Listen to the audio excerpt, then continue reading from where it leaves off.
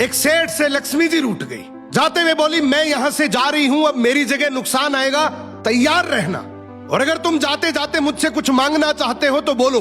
सेठ बहुत समझदार था, बड़ी विनम्रता से बोला, माता नुकसान आ रहा है तो आने दीजिए, बस मुझे आप एक वरदान दीजिए कि मेरे परिवार में हमेशा सुख शांति बनी रहे।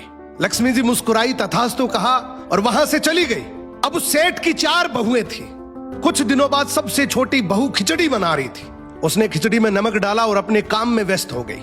तभी दूसरी बहू आई और उसने खिचड़ी को बिना चखे ही और नमक डाल दिया और वो भी अपने काम में व्यस्त हो गई। ऐसे एक एक करते तीसरी और चौथी बाकी की 2 बहुएं भी आई, उन्होंने भी खिचड़ी को बिना चखे ही उसमें नमक डाल दिया। अब रात को सबसे पहले सेठ खाना खाने बैठा। जैसे ही उसने खिचड़ी का 1 चम्मच लिया, उसे महसूस हो गया कि इसमें बहुत ज्यादा नमक है, और सेठ जी तुरंत समझ गए कि नुकसान आ चुका है। किसी से कुछ नहीं कहा, चुपचाप खिचड़ी खाई और चला गया। अब सेठ के बाद खाना खाने की बारी आई सबसे बड़े बेटे की। बेटे ने खिचड़ी का 1 निवाला लिया। उसने परिवार वालों से पूछा, पिताजी ने खाना खा लिया? उन्होंने कुछ कहा? तो बाकी सबने जवाब दिया, हाँ पिताजी ने तो खाना खा लिया, लेकिन किसी से कुछ नहीं कहा। तो बड़े बेटे ने भी चुपचाप खिचड़ी खाई और चला गया। ऐसे ही करके परिवार के बाकी सारे सदस्य एक एक करके आए, अपने से पहले वालों के बारे में पूछा, कुछ नहीं कहा, चुपचाप खिचड़ी खाई और चले गए। अब रात को सेठ जी सो रहे थे, सपने में नुकसान आया और हाथ जोड़कर बोला, भाई मैं यहां से जा रहा हूं, मैं यहां नहीं रह सकता।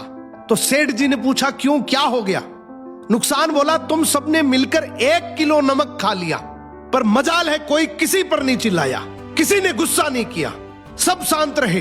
अब जिस परिवार में इतनी सुख शांति हो, आपस में इतना प्यार हो, वहां पर मैं नहीं रह सकता। निष्कर्ष कि जिंदगी है तो उतार चढ़ाव, दुख सुख, फायदा नुकसान सब चलता रहेगा, लेकिन जिस परिवार में आपस में लोगों में प्यार है, सुख शांति है, छोटे में आदर, बड़े में बड़प्पन है, उस परिवार का कोई नुकसान, कोई आपदा कुछ नहीं बिगाड़ सकती।